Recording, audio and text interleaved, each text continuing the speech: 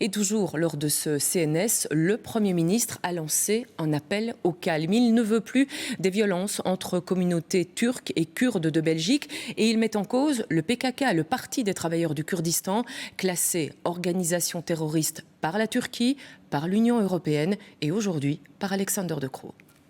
Nous vivons en Belgique dans un pays où les pensées sont libres, les opinions sont libres, mais aller provoquer et certainement manifester sa sympathie pour une organisation qui est classifiée comme une organisation terroriste dans le cas de PKK est quelque chose que nous ne tolérerons pas. Et soyons clairs, on demande à tout le monde de se calmer, d'arrêter les provocations et de continuer à vivre ensemble comme on l'a fait des décennies dans notre pays. Et c'est vrai que les incidents entre les deux communautés se sont multipliés ces derniers jours. Dernière en date, la nuit passée à Gand, où un café kurde a été attaqué. Les deux communautés, turques d'un côté, kurdes de l'autre, ont chacune leur lecture des événements. Pascal Bustamante et Isabelle Heusen. Ce sont des images postées sur les réseaux sociaux par une association kurde. La scène se passe à Gand. La nuit dernière, un café kurde est attaqué. On voit une personne faire ce signe, celui des loups gris, organisation turque ultranationaliste. C'est le dernier exemple en date des tensions entre les communautés kurdes et turques.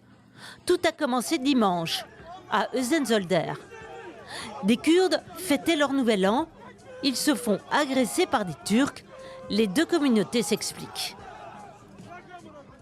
Des sympathisants des organisations terroristes du PKK se sont baladés avec des drapeaux pour provoquer des jeunes et sont rentrés dans les quartiers où habitent les Belgo-Turcs, où on a des commerces Belgo-Turcs à Özenzolder. Pourquoi ça peut être une provocation qu'on est en Belgique et eux, les Turcs ou comme n'importe quelle nation qui sont en joie ou qui un événement qui montre leur symbole, qui fait ça, pourquoi ça va être provocation pour les autres?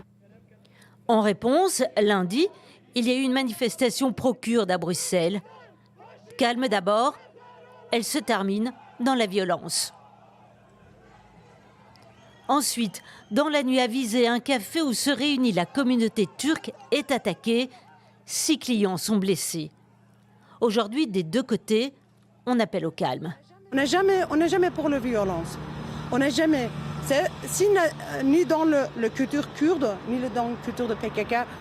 En tant que membre actif de la société belge, nous restons engagés à promouvoir le dialogue interculturel et la coopération entre les différentes communautés. On verra si ces appels au calme seront entendus.